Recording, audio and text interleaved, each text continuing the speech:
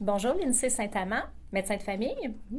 Alors, écoute, on va profiter de ta présence aujourd'hui pour parler d'un sujet qui est un petit peu crunchy, qui est un petit peu difficile à comprendre aussi parce qu'il y a beaucoup de précision. Les vaccins. Première question. En service de garde, donc le 0-5 ans, c'est quoi les vaccins qui sont proposés aux enfants de cet âge-là? La majorité des vaccins, en fait, se font dans ce groupe d'âge-là. Oui. Ça comprend beaucoup de vaccins contre les bactéries, comme différentes bactéries et virus. Je vais y aller un peu sommairement, vu que c'est quand parce même qu'il y en a assez plusieurs, complexe. là, je pense. Oui, Oui. puis si vous voulez le détail plus approfondi, il y a toujours dans les CLSC ou le site du gouvernement. Le calendrier de vaccination est même dans les petits carnets de santé de nos enfants. OK. Il y a le calendrier aussi qu'on peut s'y référer. Parfait. Donc, les vaccins, à les différents âges qu'on a, on a 2 mois, 4 mois, 6 mois, à 1 an, 18 mois. Ensuite, on tombe entre 4 et 6 ans là, avant la rentrée scolaire. Oui. Puis ensuite, en quatrième année Oui. et secondaire. Oui. Les différents vaccins qu'on va donner chez les jeunes enfants, c'est pour couvrir, entre autres, les bactéries. On parle de la diphtérie, la coqueluche, le tétanos, l'hépatite B qui est aussi intégrée dans les vaccins qu'on remet aux jeunes enfants. On va couvrir contre le pneumocoque, le méningocoque. Le rotavirus, c'est un vaccin qu'on va offrir par la bouche pour diminuer les symptômes ou d'essayer le moins possible que l'enfant attrape des gastro-entérites qui sont très virulentes et les gens sont très malades quand ils attrapent ce virus-là. Donc, c'est possible de recevoir le vaccin pour atténuer les symptômes. Ça serait le fun qu'il l'ait pour l'adulte. Je dis ça en passant. Là. Oui, effectivement. Il y a aussi le vaccin contre l'influenza qui est offert aussi aux enfants à partir de 6 mois. OK. Et puis, à partir d'1 an, on va couvrir aussi pour la rougeole, rubéole, les oreillons, la varicelle. Puis ensuite, on va répéter, il va y avoir des doses qui vont être répétées pour aller chercher une meilleure immunité contre ces virus-là ou ces bactéries-là. OK. Fait que dans le fond, ce que je comprends, là, c'est pas seulement en écoutant cette capsule-là qu'on va se souvenir de tout. Hein? Il y a beaucoup d'informations. Fait qu'effectivement, aller voir sur le site, aller voir dans le carnet de santé. De nos enfants, effectivement. Parfait. Deuxième question, bien importante aussi, il y a des mythes reliés avec les vaccins.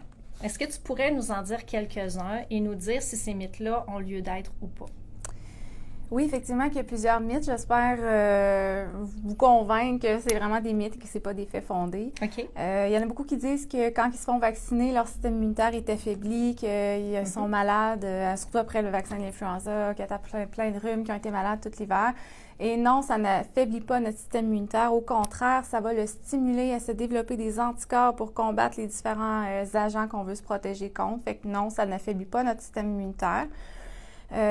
Ici, des fois, on se pose la question, est-ce qu'on peut faire vacciner notre enfant même si actuellement il est malade, il a un rhume ou il prend des antibiotiques pour une otite? Ces enfants-là peuvent recevoir les vaccins sans problème. Plus pour les enfants qui sont très malades ou qui ont une santé fragile, à ce moment-là, c'est mieux d'en parler avec l'infirmière au CLSC ou notre médecin pour savoir est-ce que c'est mieux d'attendre, de retarder un petit peu la vaccination. Mais c'est vraiment des cas extrêmes, c'est mieux de ne pas attendre, de retarder, de donner les vaccins à ces enfants-là. OK.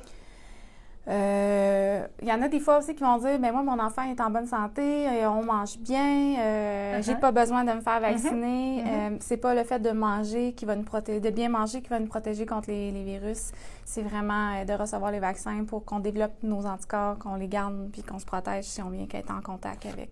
Même un enfant en bonne santé qui mange bien, c'est pas suffisant pour se protéger. Donc, dans le fond, il est correct en termes de vitamines, minéraux, mais là, on parle de virus, on parle pas d'anticorps contre certains virus ou bactéries. C'est pas la même chose. Non, c'est pas du tout la même chose. OK.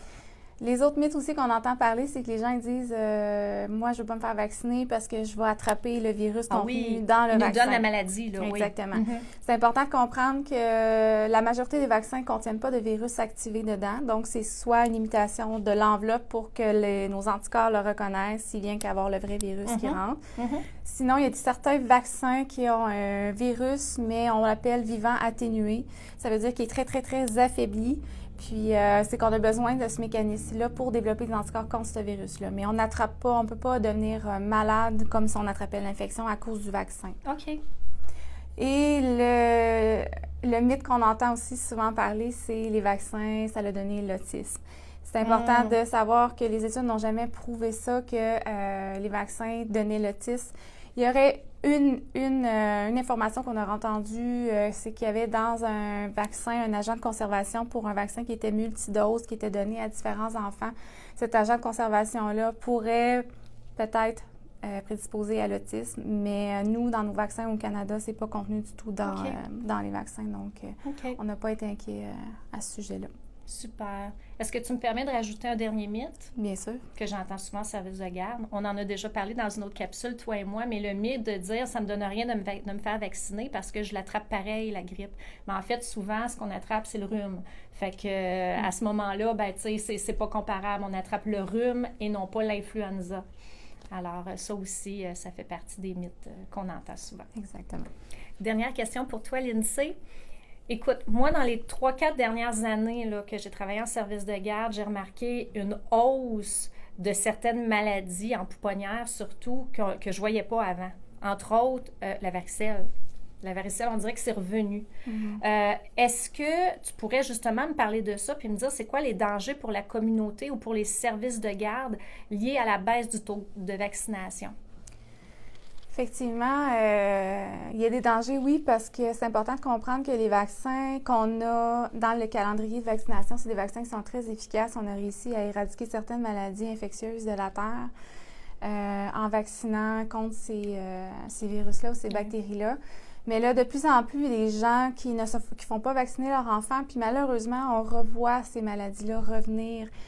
C'est dommage parce qu'on avait vraiment fait un beau travail. C'est important là, de lire à ce sujet-là, puis de comprendre l'efficacité, puis le bénéfice de faire vacciner nos enfants.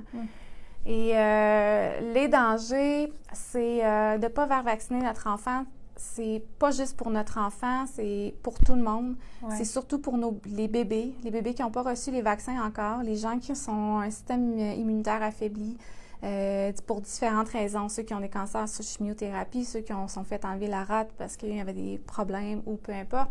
Leur système immunitaire n'est pas le même, ne peut pas recevoir certains vaccins. Donc, c'est important, on protège ces personnes-là en se faisant vacciner puis en faisant vacciner nos enfants. Oui. Effectivement. Puis, ben nos bébés en pouponnière, c'est précieux. Donc, ben oui, je pense que je suis d'accord avec toi. Il faut lire, il faut s'informer, puis il faut lire les bonnes études aussi. Effectivement. Prendre des bonnes références. Oui. Merci beaucoup, Lindsay, pour ton temps précieux. On le sait qu'être médecin de famille, ça demande beaucoup de temps. Et alors, le temps avec nous a été très précieux. Merci. Alors, pour vous, je vous dis à bientôt. Suivez-nous pour un autre 3 questions-réponses. Et en attendant, venez nous voir au www.ciblepetiteenfance.com. Ciao!